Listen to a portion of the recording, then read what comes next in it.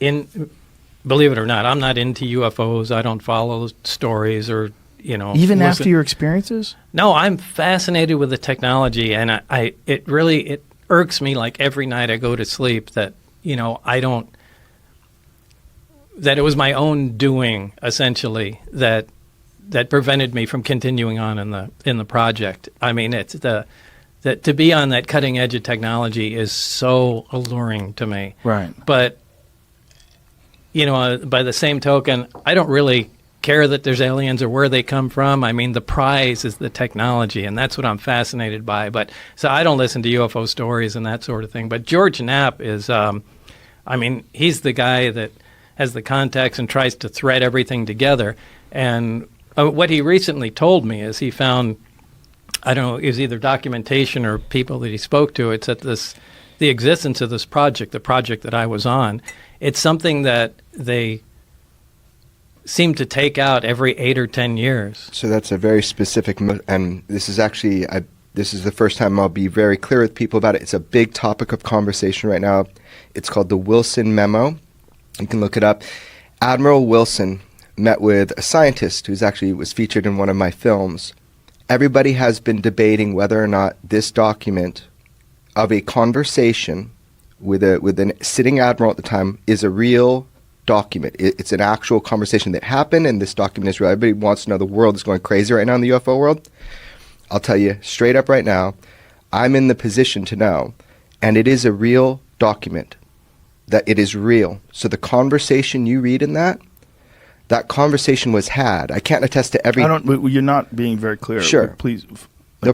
So there was a document that is circulating right now that is really big. It's going around everywhere. People are asking and wondering. What is this document? It's called the Wilson Memo, is how you can find it online, or the Wilson Leak. There it is. Jimmy's got it. The Wilson Memorandum. Use of human volunteers. No. No, that's not it. Okay. Yeah. So Admiral Wilson meets with this scientist, and they have this discussion, oddly enough, at special projects at EG&G. And if I remember, the document is from 2001. I'm telling everybody right now, it's real. And we'll see. My history is pretty good with saying if something's real or not, right? So here we go. The document comes out. They meet at EG&G Special Projects. In 1989, they stumble into a problem. This happens. They put the technology away, and then they bring it back out and see if material science has caught up and if they can make any progress. So this document kind of talks about this process. The big thing I get from it, and a lot of it's vindicating to Bob, and one of the things it's vindicating, besides the EG&G thing, is that private industry, so this guy's an admiral, and he says, I found out about your SAP, your Special Access Program. I need to know about it. And he's going to a private part of industry, and he is denied access. And he says, I should be running this program. And they were able to deny him access. So I think the takeaway here is, check it out. I'm telling you that is an actual correct, that is a leak. Now, everything said in that document, I don't know. What are you talking about? What is said in that document? It's between a scientist and an admiral that are sitting, and they're having a meeting, and they're talking about the search for the UFO subject, the search to get special access program access to all of these different things like reverse engineering programs. So in this document, they talk about it. I believe that this document, the person that went was employed by Robert Bigelow, one of the guys that has a couple orbiting satellites and all that stuff. He's the guy at Skinwalker Ranch. No, he's not. He was the guy that owned Skinwalker. To own it. Okay. Yeah, he used to own it. There's a new owner, and I interviewed him for my other film, but there's a new owner, and you'll be hearing a lot more about that soon. But there's stuff that you'll be hearing about Skinwalker Ranch soon because there's a new owner. Anyway, the whole point of this insertion here is just that document kind of validates a lot of this idea Bob just said, that they make a little progress, then they can't go anywhere. They tuck it away, and then they bring it back out, 10 years later and start working on it. What is the limiting factor? I think Bob should speak on this, but it's the material science. Yeah, it's really where physics is. So I can see them doing that. I mean, I didn't have any information on that, but I think what George uncovered is probably accurate, that, we try and do what we can, and once we reach a roadblock going, we really can't figure it out, it's just friggin' wait, put the thing away for science to catch up. And, a decade later, let's take the project out again and see, all right, now where can we go? But there's got someone who remains informed, right? Oh, yeah. So you've got your scientists like you and Barry. You got your people that you compartmentalize. You got these people working on Yeah, this there project. has some people Right. that know everything. You've got security, and then someone's going to be on the outside saying, hey, we need people to guard this building. Don't let anybody in for 10 years. I think a lot of that is private industry, and I think that's how Really? they keep it. Yeah, I think that's because the government is just so leaky. I think that's kind of what they're doing. That's what the document proves. You just articulated that it is in control of private industry. What? Some aerospace company? I don't know. Yeah, they wouldn't. The guy admiral wouldn't name it in the car Right. in the conversation. Right. Yeah. So they still have these things, supposedly. I would get. I mean, I don't have any information on that. Have you at all. ever asked anyone that has any inkling of idea of where they got them or how they got them? No, but some must have been said to me from Barry, but it was just too long ago, and I can't quite remember what was said, but it just left a seed in my mind. I think at least one of them was part of an archaeological dig. So it's old. At least one of them is old. I don't know if it was the one I worked on, but I remember something to do with an archaeological dig. That means it's not just old; it's ancient. Yeah, Right? as all of it would. Yeah. Yeah, that as tripped me all- out when he did that for the first time. Yeah. That's a fact right Yeah. there. Just a couple of dudes with some brushes looking for a Tyrannosaurus Rex bone. They And- hit metal. And when you find it, that they have 9 of them. Yeah. Well, how could we have not heard about that? What about the guys with the brushes? How could Yeah. you uncover something like that? And Well, Joe's newspaper at home does. I mean, they said it on that first. Oh, you mean the Roswell Yeah, Daily yeah, the record? one you told me, yeah. I have a cover. What is this here, Jamie? This is the document, but I had to do some digging to find it. Yes, it's just kind of. Yeah, so this is where they meet at EG&G, and this is Admiral Sin, and there's a lot more coming out. Now, I want to be clear, George didn't put this out. He didn't leak this out to anybody. This is, I can tell you how Who I... recorded this conversation? So there's an employee of, at the time, Robert Bigelow. And this is- Remember when he had that government contract called OSAP the world all knows about now, and he had NIDS that studied the ranch. So that $22 million, everybody is saying it was for ATIP, Advanced Aerospace Threat Identification Program. The $22 million was for OSAP that was pushed through Congress, 3 congressmen, right, an astronaut. It was pushed through. And that's what that $22 million, by the way, they spend more money on Viagra every year than they do studying UFOs. If it was just this program, which I think is funny. They probably a lot Military. more money from Viagra They do. than from UFOs, too. Well, you know how it seeds into population. But anyway, this program, this is what was the mother program. So it got the $22 million. And really, it was to study Skinwalker Ranch. Oddly enough, that $22 million all was inspired by the phenomenon they were seeing at Skinwalker Ranch. Because the scientists, they're seeing vehicles come through like a space in the sky. Yeah, I went there with Right, Duncan. yeah, And we interviewed a bunch of people that seemed full of shit, but a couple that didn't. But It was the- very, very interesting. Totally. And if you look a lot of time in the area, I'm not talking about those stories. I'm saying there were scientists hired by the government, right, through Bigelow to study the ranch because they thought it was important. And, whatever. The point is that $22 million was to study that. Then we have ATIP, which is like an auxiliary kind of program of military sightings, like Commander Fravers and that sort of thing. This document is just one of those things that has now come forward that through the Bigelow studies, it was government funded, and then it was personally funded and then government funded. It's just one of those things that kind of shakes you because you got this military guy who can't get access because of the private industry that's holding these non-terrestrial materials, that they can't study it. So that's the claim right now. Give it some time, let people dig more into this. It's fascinating, man. It is the ultimate who knows question, but goddamn, I wish more people from S4 would come forth.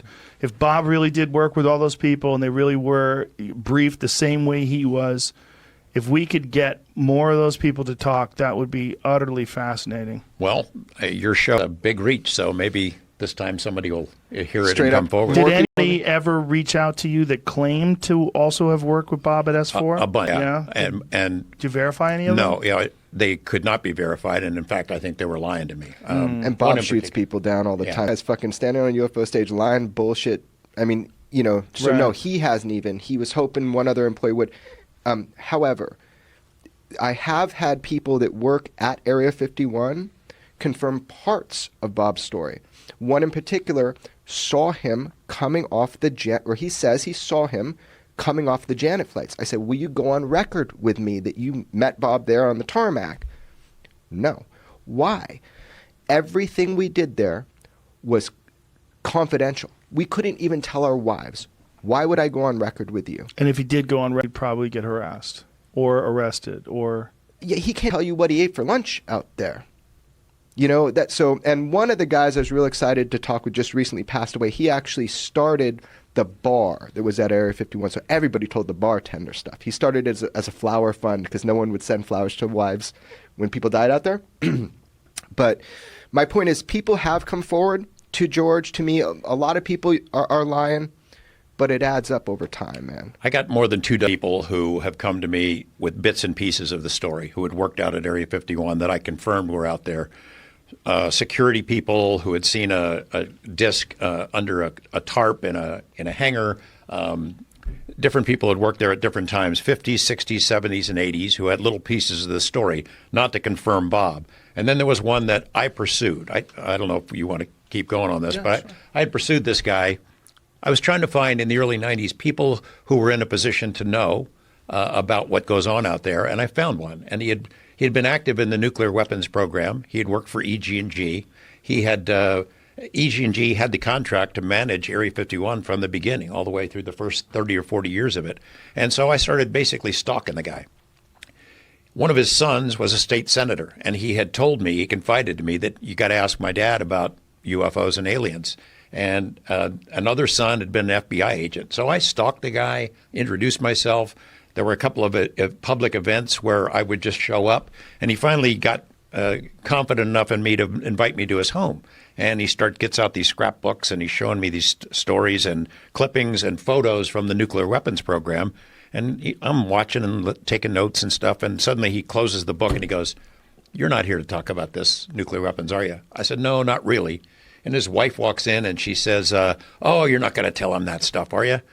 And then he started telling me. And then over the course of 2 years, I would meet with him, have a cup of coffee somewhere. I couldn't take notes. I couldn't record anything, but he told me the story.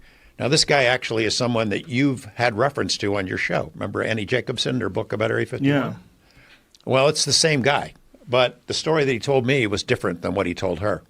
He said that they eventually told me that they had a live alien out there, that I could not go public with this until after he died, that they had craft, that it was in a special spot. Originally it was at Indian Springs, which is now Creech Air Force Base, and then it was moved to Area 51 when 51 became active, and that it was a very small group that tried to analyze this stuff. They didn't know where it was from. They didn't know how we obtained it. He said this thing was alive, and that they eventually were able to communicate with us, and told me that he was going to make a videotape and he was going to make it available so that after he died I could have it. Well, suddenly 2 or 3 years later, he totally changes his story. What had happened was there was a congressional investigator. His name was Richard D'Amato, and he worked for Senator Robert Byrd, and he oversaw black budget projects. And he got onto this UFO story from Whitley Strieber. And so he was assigned, find out what the deal is. So he went around the country, talked to different researchers, and came to me and wanted to know about Area 51 and Lazar. So I told him a story, and I told him about this guy. And he got permission for this guy to violate his security oaths and talk to him about it. And they had multiple conversations, and they went to the founders of EG&G, the company, and it became a dead end. But after that congressional inquiry, this guy completely changed his tune. So he made up this story, which is the one that you heard from Annie Jacobson, that what crashed at Roswell was a Russian technology, Nazi technology, flown by the Russians, containing little concentration camp victims who'd been experimented on by Dr. Mengele. Completely ridiculous, story. But I think he got scared. He was a real guy in a real position to know, and had shared with his family some of this information. I think the story that he told me was legit. But if he made the tape, which I think he did, I didn't get it. How much time has been wasted talking about bullshit Yeah. in this subject? Oh, centuries.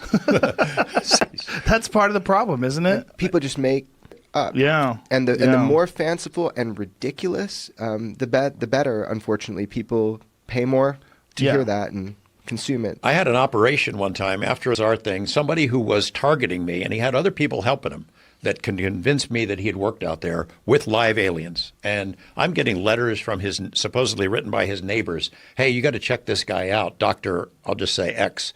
He was taken away by armed security in the middle of the night. I think he has something to do with aliens. And from out of the blue, then suddenly I am at a planetarium event, and I'm going to speak about UFOs at some event at this community college. And the guy shows up in a men's room. Hey, my name is Dr. X. Standing there at the urinal. You're not doing a story about me, are you? So no. Who are you? What? This was a concerted effort to get me to believe that he had worked out there. And it went on for a couple of years. And of course, it was complete bullshit. When I finally did dig into his background, I was able to document where he had worked and what he'd been doing through most of his life. And it was just like a fantasy role-playing thing. At least I hope it was. About several subjects, but this one, thank you very much for this first edition copy of your Area 51, an uncensored history of America's top secret military book. I'm super excited about this. I heard grapevine you were a fan. When it comes to this stuff, what do you think is going on up there? I mean, same thing that's going on all over the place when it comes to military secrets, which is stuff that you want to know about, very few people know about, and every now and then a journalist gets a hint at it, right? Yeah. Do you think there's any alien stuff up there? Right in the book, all about that. Yeah? Yeah. Well, tell me. Last 12 pages. You want me to... go 12 right? pages? What do you think? So Area 51 was this secret test base where the CIA was running spy plane programs, right? So interestingly, my new book is about ground branch, guys on the ground. That's about air branch, what we were doing in the air. And it was this idea that we should spy on the enemy, okay? But if you go back in time, why Area 51 really started, you learn that it was a base hidden inside of a base, nuclear weapons, and it was all about beating Stalin at his black propaganda campaign, this I write in the book, to hoax Americans in a War of the Worlds type scenario, whereby little men who looked like aliens would get out of an aircraft and the government would go crazy about it. And then Stalin would say, look, not only do we have technology better than you, but we have a better propaganda department than you. Really? Joe, you got to read the whole book. Opening, you got me on the spot. It is a tough opening, but it's a good spot. Right? It's a good spot. Right? So Stalin, he just hired short people? Like, what did he do? All right, I'm going to make you that. I'm going to make you earn Save that. it? Yeah. How's that? I mean, you want me to talk about that right now, right off the bat? Why? Sweating. We're going to get to surprise, kill, vanish as well. But I want to Why does it make you sweat? Oh my God, it's such an incendiary topic. I mean, people want to believe they're aliens. Right. Right? Okay. I mean, I've spent 5 books dealing with the mythology of Area 51, which is phenomenal in its own way because it speaks so much to power, to morality, to information, to people's desire to know what's going on and the government's desire to keep things hidden. So this topic is always coming up because a lot of people want to believe that there were aliens in that craft. And my source, who I write about in the book, told me otherwise, that they were genetically, that they were... Let me stop there, because when you say that craft, what you mean is the supposed UFO wreckage that crashed in Roswell, New Mexico in 1947. That's what you mean, right? Yes. But that was never supposedly taken to Area 51. It was supposed to be taken to Wright-Patterson Air Force Base. The legend has it that Truman flew there to meet them, and right? One legend. Yeah. So in my book, I interview a man who worked for the Atomic Energy Commission who tells a different story, tells the story of receiving that craft at Area 51 in 1951, which is why the base is called Area 51. Oh. And that inside the craft were humans who had been altered, surgically altered to look like aliens in a plan for Stalin to sort of twist Truman's arm, because at that time we had the atomic bomb. When Roswell happened, we had the atomic bomb, and the Soviets did not. Can I say, when you say humans that were surgically altered to look like aliens, do you mean, so this is 1951, so you're talking about 4 years after the supposed crash. Yes. So what They was had the bodies, left? they kept the brought them. bodies in formaldehyde? Like what? Yes. Also because the idea was, and remember, or I can't say remember because you haven't read the book yet. Right. And I wrote this book 8 years ago.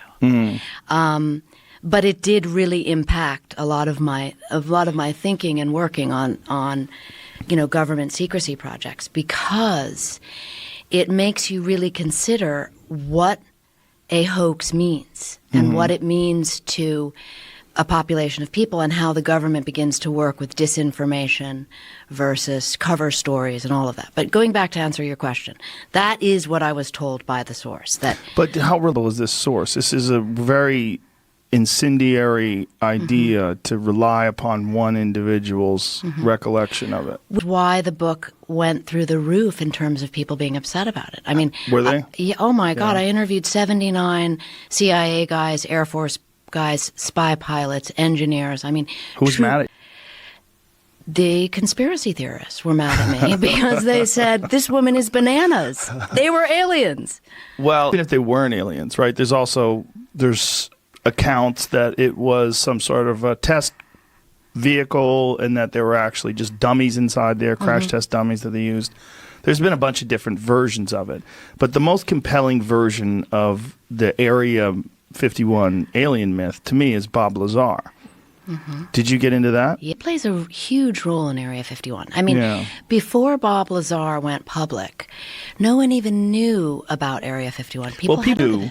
It was common folklore, but there was no definitive proof that there was something going on over there, other than some weird VHS footage of things flying around in the desert that seemed to be behaving in a way that modern aircrafts are not totally capable of. At least modern piloted aircrafts are not totally capable of.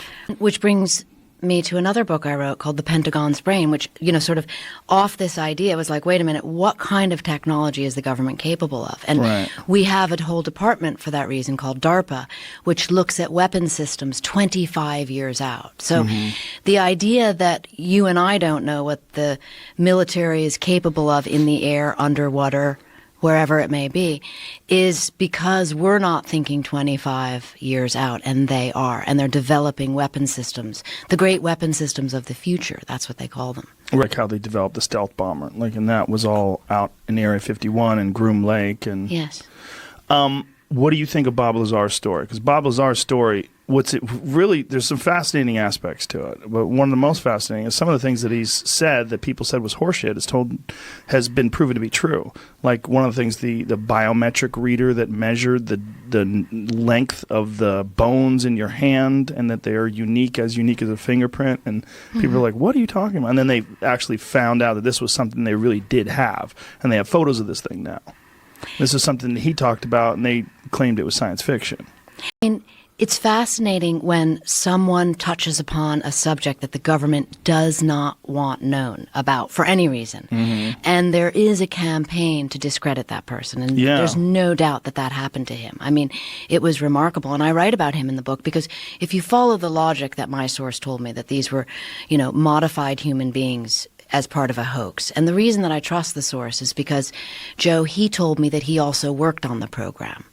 So he had like a burden to unload, right? And so if you follow that logic through, then the Bob Lazar story is that when Bob Lazar said, I saw an alien, it looked like this, it was small, it had big eyes. Those were those were the surgically modified humans that the government was doing experiments on. I think Bob Lazar's exact quote was, he walked by a window and he looked in and he saw two agents that were looking down at something that was very small and looked humanoid, but he didn't know if it was a dummy or anything, and he wasn't even supposed to be looking in there. And it was a brief, 1 second look that he has bounced around in his head back and forth. Has it ever occurred to you that maybe the guy who gave you that information did work there, but is also feeding you horseshit? Well, the source was a major player in the Manhattan Project. He went on and worked in the Atomic Energy Commission. I mean, there's a wing of a museum named after him. His accolades, his awards were so extraordinary. It would be. What's his name? I've said his name, although, I will say this. Well, you're giving it away. Like, you're giving away a lot of the He recently died, and he did give me permission to tell his full story after he died. And I'm circling around that.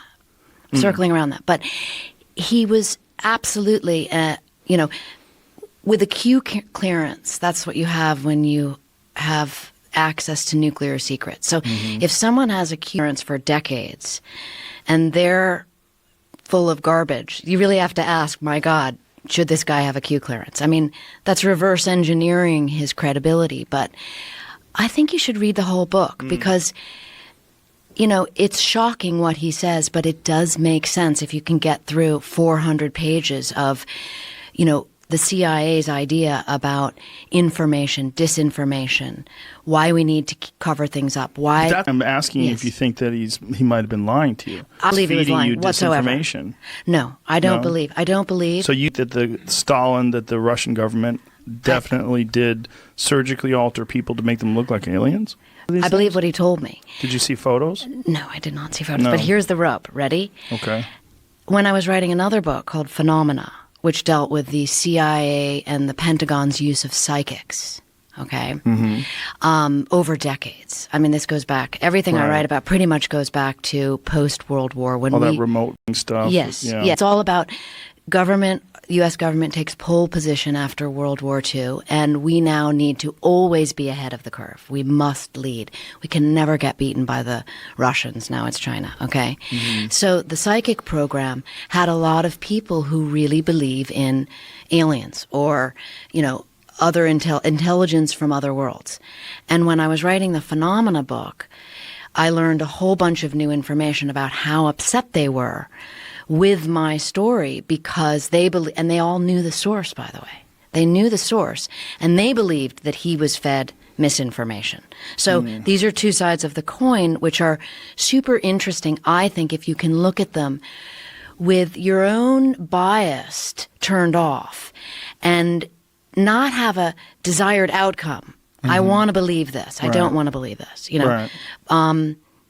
Speaking of I want to believe, I was working on a project with Chris Carter, who is the X-Files creator. And the one person I took the source, that I wanted to meet the source was Chris Carter. And we went out there together and sat with him and met him. Really? And it was wild because the source had never even heard of the X-Files. And it was like, what? I know. How do you They not talked about baseball. Really? Yeah. See, I don't have a desired outcome. I mean, I would love it if aliens were real. Okay. But when someone starts talking about disinformation and propaganda campaigns, but they want you to believe them. Right. But don't listen, I'm here telling you the truth. I'm here telling you the truth. I'm not saying I'm telling you the truth at all. That's why I was let's wait till hour 3 because it's too explosive. People have such a horse in the race. Yeah. Already. With aliens, you think? Well, maybe you are neutral. I don't know. I know I'm neutral. Yeah, listen, I absolutely want aliens to be real. 100%. Wouldn't it be I'm not neutral, but I am neutral in my perceptions. And when I look at things, I go, I don't know about that. Me too. A picture. Like, what do these guys look like? I mean, what did they do to them? Did he describe what kind of surgical alterations? I stayed with the source. I mean, after the book published, I would go and visit him. We'd sit in a Chinese restaurant and eat and talk, and I would try to get a droplet of information out of him. And what was he doing? Oh, my God. It? He avoided it. I mean, look, here's another thing. When the book came out, his wife of 65 years knew it was him, okay? And I went out to Las Vegas and sat there in a room with the source and his wife. And she said, tell me this isn't true. Tell me you made this all up, to her husband. And he said, it's the truth. I mean, that's a triangular version of getting at the truth. But again, to reiterate, I believe he believes what he told me was the truth. That was the truth he was told.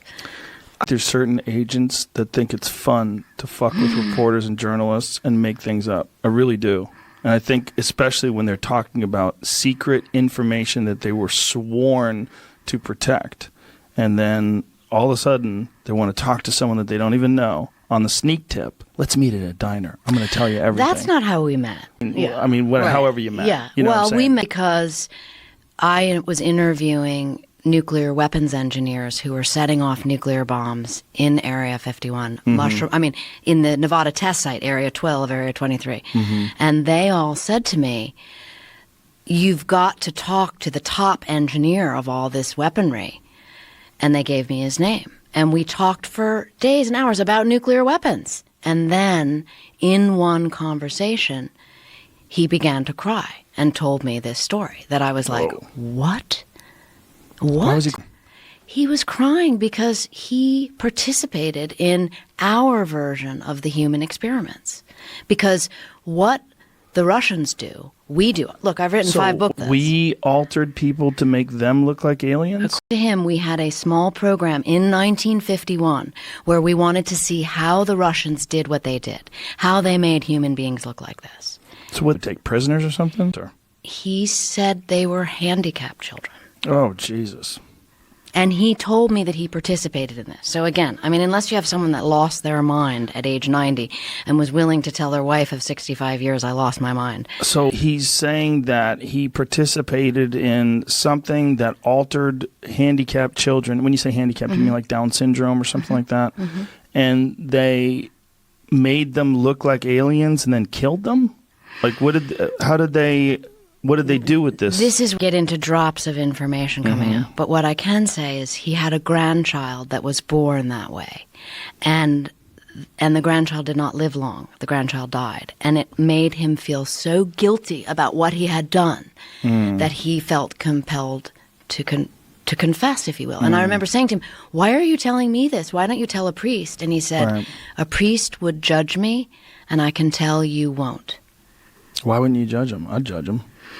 Well, I guess that's why I'm a born journalist, Joe, because I really try not to judge people. I mean, my new book, Surprise, Kill, Vanish, it's about assassins. It's about people who work for the CIA who do what needs to be done on the ground in the name of national security. I don't judge them. This is why, what's really at issue here is morality, right?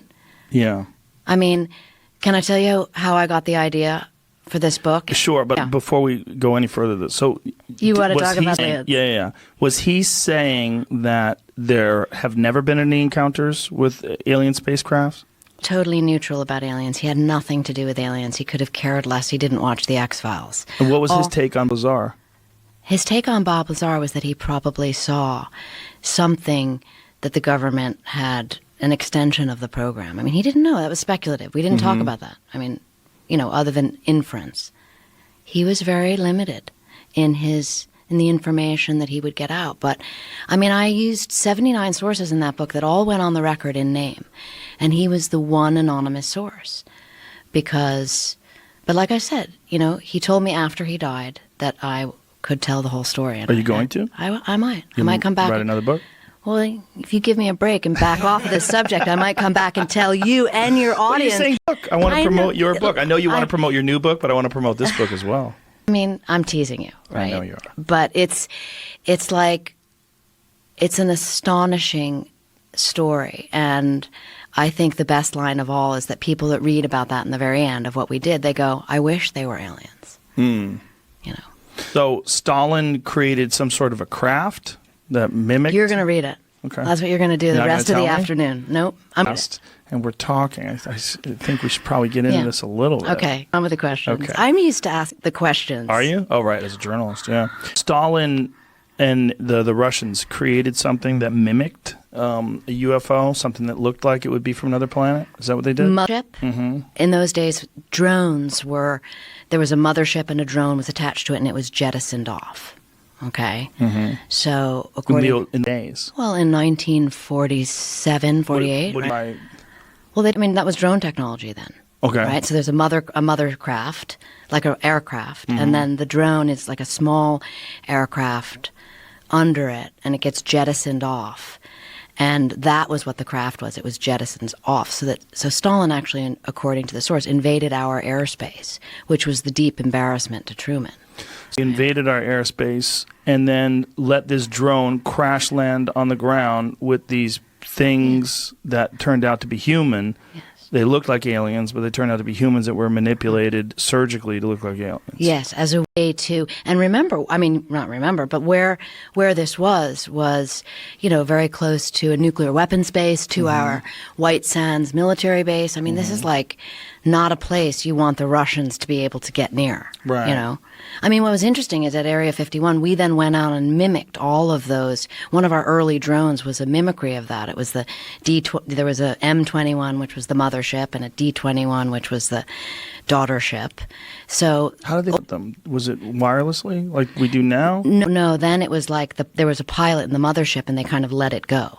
Right, and it flew off. I mean, there's incredible stories of what the CIA was able to do out there at Area 51 with their air branch. The technology, they're always ahead of technology. That's what's remarkable. What Bob Lazar did film that was really shocking was the filming of these drones flying around and performing these really you've seen those videos, I'm sure, right? It gets really crazy with what they're able to do and what they're.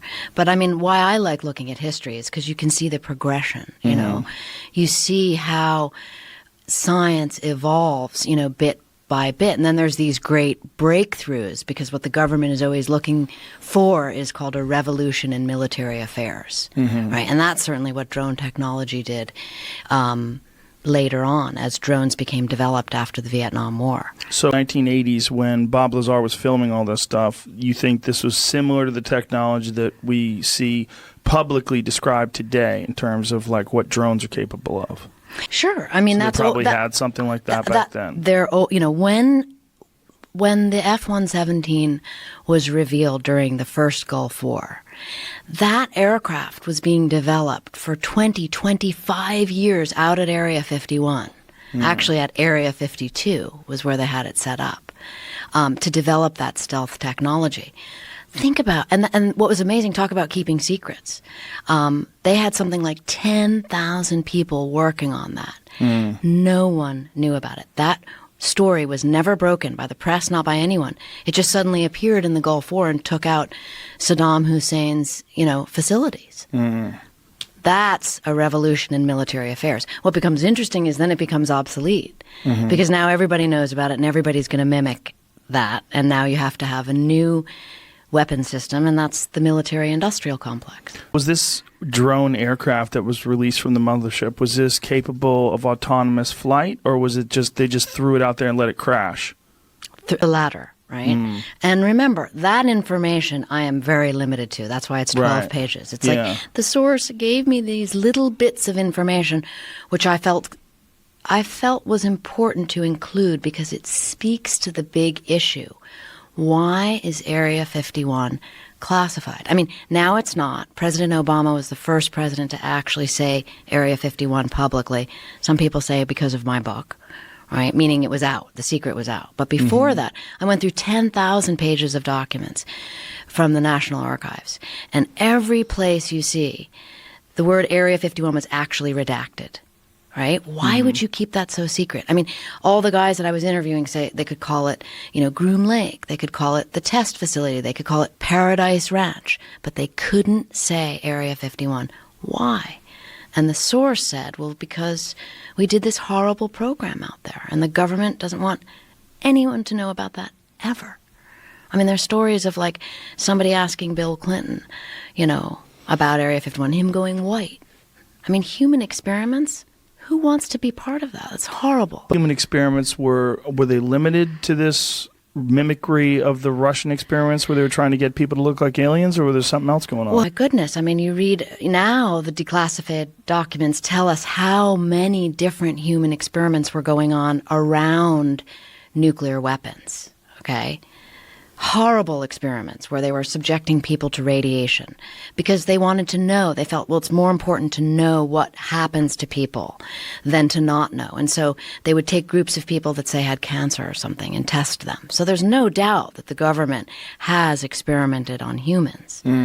It's just, is that something that is wise to make public? And, there's two sides of the coin on that. I mean, you when you reveal these kind of things, when you write about them, I mean, people get really upset and, vilify the government, partially with good reason, and partially it's like, bad for national security. So I think that's the justification on the part of the Defense Department to keep things secret. Wow, that's an interesting take that I never thought of before. But if I was Stalin and I was trying to, air quotes, fuck with the Americans, that's maybe the way I would do it. Hey, man, you got a problem. It's aliens, they're coming. And there was, if people, it's hard for people that live in 2019, especially if you're young, to really imagine a world not only without the internet, but with 2 television channels, right? And radio, which was where people got all their information from. I mean, was there 2 channels? How many channels were there in 1947? Maybe 3? Maybe 3. I mean, it was radio in World War II, right? Most people had radio. Yeah, mostly radio and newspapers, and that's where people were getting their information. Right. And there was a mass hysteria where people were absolutely terrified that we were going to be invaded, which is why when Orson Welles' War of Worlds, which when they released it, when they did it on the air, they were very clear that this is going to be a reading of Orson Welles' War of Worlds book. Or that H.G. Wells, excuse me. War of Worlds, right? It was H.G. Wells' book, and Orson Welles read it. Yes. And when they were talking about this on the radio, a lot of people missed that part, right? Yes. And so as the radio went on, as the broadcast went on, and people were tuning in later in the day, it erupted in mass hysteria. People were freaking out. Hundreds of thousands of people really did think that it was, and it was also something that was recreated in other countries. I don't know if you know that. They did that in other countries in different languages when they saw how cute it worked in America. And, you know. Well, so you see the logic. I mean, at first it sounds absurd and it sounds ridiculous. Yeah. And that's why I was sweating, because it's like, I know. Right? Right. But when you think it through, and I challenge you to read the whole book, because you start piecing together these various ideas and disinformation becomes less vague and more specific, and you go, that's how it works. And you begin to see how people's perception and how they're easily manipulated factors into national security, just like you just described. Stalin knew about that. He was a master. He was the master of propaganda. He invented it. I mean, he didn't invent it, but he invented it in on the political stage to be used to mess with another country's perception of things. Right? Okay. So like in the 50s, and this is journalists, said, so there was a journalist who was putting out stories about brainwashing. And there was this idea, which is well taken, that totalitarian governments brainwash people. And this became a big code word. It was introduced into the American lexicon in 1950. Well, then we're in the Korean War. Our pilots start getting shot down. They're put on TV by the communists saying terrible things about America, the American pilots. And suddenly it was like, they've been brainwashed. It was very convenient to have that story. So these things work part and parcel, and you've got all kinds of smart people behind the scenes knowing this, looking at it, examining it, and using it to their advantage to stay where? In the pole position. That's the goal of the U.S. government. So the propaganda that we did that sort of copied Stalin's, we were kind of playing catch up in that sense. I mean, catch up, then we're ahead, then we're behind. It's always a game. You're a competitor, you know this. But that's a crazy thing to do, to make a fake spaceship and just let it slam into the ground with a bunch of people that you cut up to look like aliens. Did he say specifically what kind of modifications they made to people that made them look like aliens? Drips. And you'll read it in those 12 pages. Come on, this 12 pages. I mean that because you're asking me these questions as if I spent... I mean, look, I did spend literally hundreds of hours with this source. We sat there and talked about everything, and I would try to squeeze out, just like you're trying to squeeze out of me, and that's why I'm saying read it, because I literally tell you everything that there is. I think what's most interesting about the source and why I might come back and talk to you about it and tell you who he is on your show. Because of his backstory, right? Why he did what he did, how he wound up in the Manhattan Project. Sounds he was probably Jewish from Germany. No? No. No. Trying to get you. What are your thoughts on alien life, on life outside of this planet? Is this something you think about? I think there must be. Even in the solar system, I would not be surprised if we find microbes on Mars or on some of the moons of Jupiter or Saturn where there's liquid water. Like Europa. Yeah. And the reason is, if you think about the reason I think that, and it's a guess, is because if you look at the history of life on Earth, then so Earth formed, and it was just there was no life. It was a ball of rock, and almost as soon as it cooled down, we see evidence of life. So certainly 3.8 billion years ago, possibly even further back than that, we see evidence of life on Earth. So somewhere along the line, geochemistry, active geochemistry, became biochemistry on Earth. And we have some idea, that if you get gradients of temperature and acid and alkaline and the conditions that are naturally present on the surface of oceans, then complex carbon chemistry spontaneously happens. So we know that life, almost certainly we know that life began on Earth. I mean, the other option is it came from space or something like that, but it probably didn't, right? It probably began on Earth. So that means that at least here, that happened. And that we know that the conditions that led to the origin of life on Earth were present on Mars 3.84 billion years ago. And we know that they're present on Europa today. So I don't see that there's anything special. Life is just chemistry. And the idea that chemistry becomes biochemistry is not fanciful because it happened here. So I think that given the same conditions, it would be surprising to me if the same thing didn't happen, in that life begins.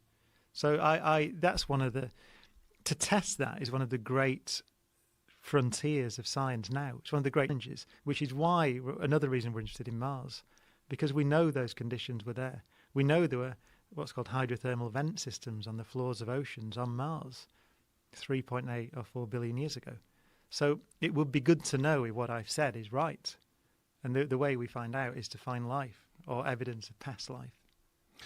Are you aware of the speculation that was going around? How recent was it, that Occupy thing, the octopus eggs? There was a group of scientists that were speculating that it's panspermia, the idea of panspermia, that it's possible that octopi had come from somewhere else. Some frozen eggs had actually come from somewhere else and landed on Earth. And these were like legitimate scientists who were contemplating it, not morons. Don't think. Have you seen this? No, I didn't. But I mean, I think it's unlikely. So panspermia doesn't have to be unlikely. Right. I mean, for example, you might Sure. have seen the other day we found an Earth rock on the moon. Yes. Right. Well, it was back Yeah. on Earth now because the Apollo Right. astronauts brought it back, didn't they? It's 4 billion years old or something like that. One of the oldest rocks ever found. Yeah. Right. So we know that material gets transferred between planets. And so it's not inconceivable that microbes could survive that. Right? We know that microbes can survive in space, for example. So that isn't mad. It's probably unlikely, but it's not mad. But with the octopus, I hadn't heard that. But the thing is that the octopus is still extremely similar biologically to us. I mean, the differences are negligible. Yeah. So it's still got the same energy system, the thing called ATP and DNA and all that stuff. It's all very, very similar. It was something about RNA and DNA. Did you find that article? I'm looking at a different one from So- a different website. It's about the same thing. It has to do with the Cambrian explosion. And there were 33 authors on a paper that got published in the Progress in Biophysics and Molecular Biology that talked about this possibility. There are other people that disagree with it, though. Right. I mean, I suppose I haven't seen it. So I think it's unlikely because the octopus is extremely similar to us. So that suggests a common origin to me. That I suppose the counter argument you could advance would be there's only one way to do life. So you could say that actually, right. given because the laws of physics and chemistry are the same everywhere, so maybe DNA is the only way to do it. So that's the way it gets done. Which is why they're so similar to us. Yeah, it's- So alien as well. They're not, though. You know, that's the thing about an octopus. That's why I'm surprised about it, because they're not that alien. They're very similar. Well, their abilities. I mean, their ability to transform their outer texture and their color almost instantaneously. Oh, yeah. I mean, they have incredible camouflage abilities that really don't exist Yeah. in the mammalian world. Yeah, cellular level. You look at an octopus cell under a microscope, and you wouldn't be able to tell the difference Right.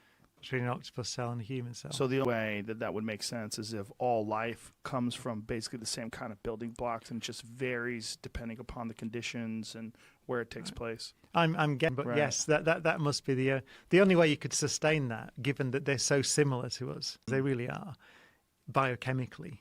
That's the only way it can be done, given given the building block, the toolkit, the laws of nature, and the elements and so on that we have in our universe. We have so many different life forms on our planet, but if we found anything that's remotely similar to what we have here on Earth on another planet, it would be such an incredible discovery. Like if we found a frog on the moon, I mean, the world would stop, right? I'd be very surprised if we found a frog on the moon. But I mean, found anything anywhere that is in any way similar, an insect on Mars. Well, this is, I mean, as I say, it'd be micro. I think it'd be single-celled things. Remember, I mean, you mentioned the Cambrian explosion. So that is, what we do know about Earth is that although life began, let's say, 3.8 billion years ago, it wasn't until around 600 million years ago or so, that, or maybe at most 700, that you see any complex multicellular organisms at all. So for something like 3 billion years, it was single-celled alone. And that's one of the reasons why I would guess, if I had to guess, I would say microbes would be common because life began very quickly on Earth. And I wouldn't be surprised if we find it on Mars. But complex life, multicellular life, insects, plants, intelligence, I would guess would be very rare because it took so long on Earth to get there. And it was just slime, about 3 billion years of slime. That was it. Jeremy, you're aware of this, the footage from the Mexican Air Force? Yeah, very that. What do you think about that? Well, again, it's IR footage, which is really interesting. They actually got the cameras for drug runners, right? So you can see in the infrared, so it's beyond the observable, eye. I myself have not detailed looked at the footage. However, FLIR experts and people that work with NSA have looked at it for me, and these are not lights in the distance. These are craft, very similar to what Commander Fravor talks about, without plumes, without heat signatures, non-traditional field propulsion systems. We don't have that. And I thought they tried to, is this it right here? Is this the Mexican Air Force footage? Yeah. So they tried to say these were lights on like an oil rig out in the water. That's been debunked. Yeah, they tried to say fire in an oil rig, right? No. The 2004 Talk to the pilots. Comcast video of the year was the Mexican Air Force tracking like 6. So literally right after our incident, we come back, and I think we were getting ready to go to Fallon, and I had Comcast, and the home page comes up, and there's this video, and I go, holy cow, that looks like what we chased. And it was like 6 of these things, and they were tracking them in the same view right off the coast of Ensenada. And it's not rare. There's now admitted an increased frequency. A Pentagon spokeswoman finally went off script. I was tracking the scripts for the last 2 years of what Pentagon spokespeople say about Commander Favor's experience. Someone went off script last week in the New York Times, and she admitted there's an increased frequency of near misses because of these AAVs, anomalous aerospace vehicles. So it's pretty astounding. We're getting all these kind of revelatory moments in these little seeds that these are not ours. We don't have this. Even Elon doesn't have this. I mean, this is a propulsion system unlike anything we have. It's amazing. It's gravity propelled. Now, that GIF footage, when it said that there's a fleet of them, how far away are those guys where you don't see the individual objects, you only see a singular spot? When you get pretty narrow, it'd be like, if I put 3 people around you, I can look at you and not see the other people. So that's what the pod is doing. But the radar is seeing everything because it has an AESA radar in it, which is an active electron and array. So instead of like the radars we had, which did the mechanical, doing this like old school, this thing is just a panel that sits in the front of the airplane, and through beam sharing or beam shaping, it can move and it can look all over. So we used to have what was called track while scan, so we would be able to track a target while we're still scanning. This thing has scan while it scans while it tracks. So it literally, if it sees you, if the radar sees you, it has basically a weapons quality solution. And it can do that on multiple targets. It's the same way the spy radar, the Aegis system works on the cruisers. It can track multiple targets and have weapons quality on all these different targets while it's still scanning a volume. So in that image, you're seeing an individual object, but there's other objects? Yes. The radar is seeing object that the pod is looking at where they're talking. And when you hear the video, you hear the pilot say, dude, look at the SA page. There's a whole fleet of them. So what they're seeing is the pod is looking at the main. That's the bigger object at the gimbal, the thing that's rotating on the screen. And there's 5 smaller things in front. So this thing's just sitting there. And then he said they turn around on the radar and start going the other way while the pod's looking at this guy just kind of rotating. So like a mothership and smaller aircraft. Could be. Something along those lines. A video of those smaller aircrafts or just the video of the one large one? The only thing is the targeting pod. I would highly doubt, even if they had the video, that they're going to release the radar video because of notification levels. Are you able to tell the story you told me about what was underwater with your other buddy? Because is that okay? Yeah. So it's amazing. People come out of the woodwork when they figure out you've had this, because now they don't alone. So I was working. I worked. I still do it, but I was doing oil and gas at the time on a contract. One of the guys, the story came out, and he was a Navy helicopter pilot. And he comes in. He comes in. He goes, "Dude, hey, can I talk to you, man?" I go, "What about?" He goes, "Dude, I got to talk to you." And I said, "What do you want to talk to me about?" He says, "Dude, you know your UFO?" He said, "Yeah." He goes, "I had a similar experience." What's that? He said, he was flying CH-53s, which is a big lift, heavy lift that the Marine Corps uses. The Navy uses it for certain things. And when they go off of, for the East Coast, they do a lot of shooting off of, at the time it was off of Puerto Rico. We had Roosevelt Roads that they ended up closing. But he was flying out of there. And, you got super clear Caribbean water. And they have these things that are called BQMs. They fly around, and then when they're done, because they'll fly towards the ships, and the ship can, sorry about that, they can track with the radar. And then they also do, when the ships or submarines shoot torpedoes, they're called telemetry rounds. So they gather all on what the torpedo is doing underwater, and then they blow ballast in this thing on the surface and float, and then they go pick them up, and then they can extract all the data out of them. So they do it for both. So he said the first time they're out and they're going to pick up this BQM. And those things, when they're flying, they're done, a parachute comes out, and they hook it up. The helo drops the swimmer in the water. He goes and hooks the thing up, and then they hoist the whole thing up and fly back, and then they extract the data. So he says he's sitting in the front, in helicopters, there's, CH-53, you can actually see down by your feet, just like typical, like you go to Hawaii and ride, because you can see when you're touching down. So you got really good visibility out of those things, and you can stick your head out the window too, because you're just kind of hanging out. He says he's going on there, and they're getting this thing hooked up, and as he's looking down, because they're, 50 feet above the water, he sees kind of this dark mass coming up from the depths. And they start to hoist the diver up, and they've got the BQM, and as they hoist it up, he says, and he's looking at this thing going, what the hell is that? And then it just goes back down underwater. It just once they pull the kid and the BQM out of the water, this object descends back into the depths. So he thinks, well, that was pretty weird. So he goes out, he says, not too long later, a few months later, he's picking up a torpedo. So he says they hook the diver up on the winch, and they're lowering him in, and as he's looking down, he sees this big, massive, he goes, it's not a submarine. He's seen submarines before. Once you see a submarine, you can't confuse something else. This big object, kind of circular, he says, is coming up from the depths, and he starts screaming through the intercom system to tell him to pull the diver up, and the diver's like a few feet from the water. So they reverse the winch, and the diver's thinking, what the hell's going on? And he's getting pulled up, and all of a sudden, he said the torpedo just got sucked down underwater, and the object just descended back down into the depths, and they never recovered the torpedo. Jesus. And this happened in the late 90s. Mid to 90s, I think it is. I could probably get in touch with him and ask him. And he told me this story, and you come in and go, well, torpedo it just got sucked down. It just went down, and then the people that attribute it as, something happened when it blew ballast and it just took on water and sank. And he's like, it didn't sink. He goes, it literally looked like it got sucked down. The only reason they talked to him when they did the time stuff, they talked to him, but because the incident was from the 90s, they wanted something, newer. So they did not include it. They talked to him about it. Now, what was the other footage that we were watching? There was the first footage that Jamie pulled up that wasn't the gimbal footage. Mm-hmm. That was the Go something Fast. else? The Go Fast. What is that? That's it actually looks more like a Tic Tac, but they saw it going across the water, and they're just grabbing a lock. So they're seeing this with their eyes, and he gets the FLIR to lock on it. And you hear the kid go, "Oh, I got it," because he gets the auto track, and it's just something screaming across the surface of the water. So, and this is in the same area. This is East Coast, yeah. This is the same time frame as the gimbal video. So these are birds, or the idea that this is a radar glitch, or somebody said pilot error, like on a clear blue day, Commander Fravor has nerves. I mean, that kind of thing that people have said on your show to you, that, these are explanations that make sense. Who said that? I don't want to say their names. Mick West? Yeah, sure. Mick believes the thing.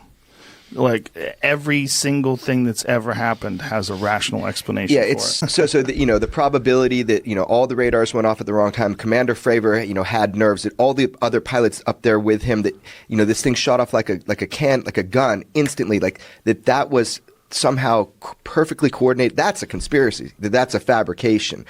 Probably Occam's razors, the events happened exactly like we're being told. Yeah, for us, and I'll go back to the beginning of the story of, the other, who was brand new. She had been in the squadron for 4 months, 5 months. So she's pretty junior. She was not her initial qual on the airplane. And So she gets, we get the real world vector, and it's like, okay, real world vector, cool. I'm going to get to do something exciting. Then you see the water, and something sinking because it's kind of that shape of an airplane, that cross type. So now it's, oh crap, now it's search and rescue. We got to see, because there's people, and we are sympathetic. And to the Tic Tac, and as soon as the Tic Tac, it's like, holy shit, what is that? And when you get, get very emotional when you talk about it. Because for me, it was like, for her, when you talk to her, she has a disdain for some of the leadership that didn't tell us that these things were out there. They're here now, we're getting vectored because we were the first time the manned airplanes had born when one of these things showed up. That no one even gave us a brief that, hey, we're seeing these objects out here for the last 2 weeks. They're just kind of, you might want to know they're out there. And they never told us. No one knew these things existed besides the radar operators. And the radar operators didn't know what they were. They just knew they were seeing blips. So there's a lot of stuff that, that it flew around and it came around me, and it didn't do any of that stuff. It's the story that I gave you is just relatively benign, but it was, it's an interesting experience. Well, these incidents that they reported were taking place before you saw that Tic Tac encounter. Yeah, they were taking place over a period of how many weeks? 2 weeks. 2 weeks. We went out in the beginning of the month for this 2 week at sea period. We pulled in for Thanksgiving, but other than that, we were out till I think December 21st is when we pulled the ship back. Besides pulling in for the 3 days at Thanksgiving. So yeah, for the prior, so this was on the 14th, and we went out at the beginning of the month. So about 2 weeks, they'd been watching these things come down, go up, come down, go up. But it was always when we were not flying, which is really probably like the midnight time frame until early morning the next, till noon the next day. And then we just happened to go. And if you think about it, I laugh at, if there was some little green man flying around in that Tic Tac, he probably got back to the mothership and got yelled at and seen. But like, oh my God, you let them see you.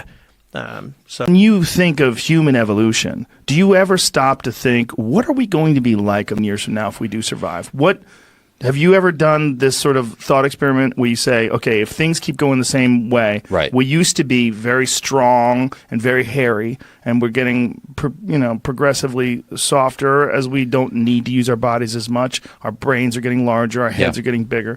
Do you do that sort of thought experiment to see what we're going to become? And not in a systematic scientific way, because the process is so fraught with incredible detail that I think it's hard for anybody, even experts in evolutionary biology, to really tell us anything that will hold water, that's really predictive.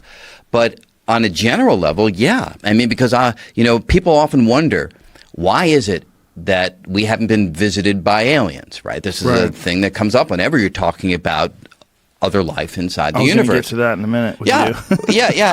But the answer to that could be quite straightforward. Nobody out there cares about us because we're so ill-developed. We're so young on the cosmic scene that there's nothing interesting for them to find here on planet Earth. So to me, there's a natural explanation for why there can be other life out there, and yet they don't hang out around planet Earth, just the way we don't hang around an anthill to try to have a conversation with, what's going on inside that particular structure. I buy the argument the least. You do? Really? Yeah, okay. Because we're interested in butterflies. Butterflies are so boring. We're interested in moles. We're interested in squirrels. We're interested in them for very specific reasons, sure. Right? So typically we're interested either because we want to see the evolutionary development that yields this particular life form, or because there's a general curiosity about how this object is put together. If these other beings are so far beyond us that those kinds of taxonomy questions are no longer of any interest, then hanging around here may not hold anything for them to make the journey and stick around long enough for us to notice. I don't buy that, again, for two reasons. Okay. One, because why would we assume that they're so far beyond us that they wouldn't be interested in these talking monkeys with thermonuclear weapons who dominate an entire planet? Yeah. That would be fascinating. If right, we found some planet somewhere where people are, the politicians all lie to themselves, everyone gets video through the sky, they fly in metal tubes that hurl over the oceans, they pollute the oceans and eat all the fish. Like, these people are fucking crazy. Yeah. We've got to go there and check this out. But imagine that this civilization, the notion of lording over a planet is like us talking about, the ant lording over a grain of sand. So they may be galactic as opposed to planetary in their hegemony. And the notion of some little tiny rock orbiting some nondescript star in the suburbs of this completely ordinary galaxy off there on the side may not have the kind of pull that you imagine that it does. Oh, I disagree. We think it's interesting when we see a chimp use a rock to open up a nut. You know, we think it's interesting that, you know, there's an amazing photograph of an orangutan that's spearfishing. Have you ever seen it? I have seen that actually. It's really yeah. cool. Right. No, it is. He learned it from people apparently, but it's still interesting nonetheless. Right, but I don't know 100 years from now we're going to be as interested in Really? these kind of qualities, or 1,000 years from now, or 10,000 years from now. Well, why would we assume these things that come here from another planet are more than 10,000 years? Well, that's a advanced? good question, and I think the answer to that is we look at the history of the cosmos until today. And let's just call it our universe to be concrete, 13.8 billion years. And we look at life on planet Earth, and it's, you know, a handful of billions of years old. So in a handful of billions of years, you can go from some complex molecules to human beings. I like how you say it. Well, it's not that long because, I know. you know, imagine that life began a few billion years earlier in some other system, you know. Stars and galaxies, they were starting up, you know, a billion years after the Big Bang. So it could be that life in other worlds has a head start on us by a few billion years. And we know what can happen in a few billion years. It can take us from single cell to us. Sure. And you can imagine from a few billion years from now into the future, it could be radically different. So to say it's 10,000 years ahead of us, that to me would be the unexplained coincidence. How unlikely that they started and we started within 10,000 years in the span of billions of years. That seems unlikely to me. Does unlikely when you're talking about the infinite size of the universe, and there's perhaps an infinite number of Brian Greens out there talking to an infinite numbers of me. Good point. So you're absolutely right. We're almost guaranteed, if the spatial expanse of the universe is infinitely large, that there are going to be places where it's within 10,000 years for us. But those are going to be a very small number compared to the places where it's not 10,000 years. Is that true, or would it be an infinite number of them? Well, it'd not be a infinite, small number at all. but they're different infinities. So you mean know? in the space of the exact scope of verse itself, a small number, relatively speaking, to where we are Yeah, physically. so I would slightly differently. I'd say look at a finite-sized ball in this large spatial expanse. So everything's finite now. So let's get a 5 billion light year ball. Right. Okay. And within the ball, the number that are differing from us by 10,000 years will be very, very small compared to the number differing from us by, say, a billion years or a couple of billion years. So then, simply by the law of numbers, if we imagine that they're random processes that are generated. Now, there could be some physical principle that prevents life from emerging before, say, 4 billion years ago. And if that's the case, and we're not aware of that principle, then you'd be absolutely right, that we'd all be roughly at the same starting point, and there's no reason to suspect that they would be so far ahead of us. But I don't know of any such principle. Yeah, you almost have a reductionist view of this, right? Like, so if you had a guess, if you had $100 to bet, has alien life ever observed us? You would say no. Well, by observing, could they just turn a big telescope in our direction and gather some radio waves, you know? But yes, I would take that bet because, frankly, we've only been generating radio waves for the last, 70 years. So it's only a 70 light year ball around us. And within that small radius, very unlikely that there's been some alien world that's examining us. So to be something that would be able to recognize our signal and visit us. Right. But don't we look at observable planets and solar systems and discover Goldilocks planets? We do. And we examine those planets from vast distances away. Yes. And wouldn't you assume that a life form that is perhaps thousands of years more advanced than us with the exponential increase in technology, I mean, if they ever got to the point where we are, that they would see these Goldilocks planets as well and recognize that Earth is one of them? Yes. However, if they are so far away, they're going to be examining Earth as it was hundreds of thousands or millions or billions of years ago. Right. So if you truly want them to be examining us in the sense of human presence on planet Earth, then it's a much more difficult proposition to imagine that they've actually been doing that. Is it possible there's another way to examine things where you're not hampered by the speed of light?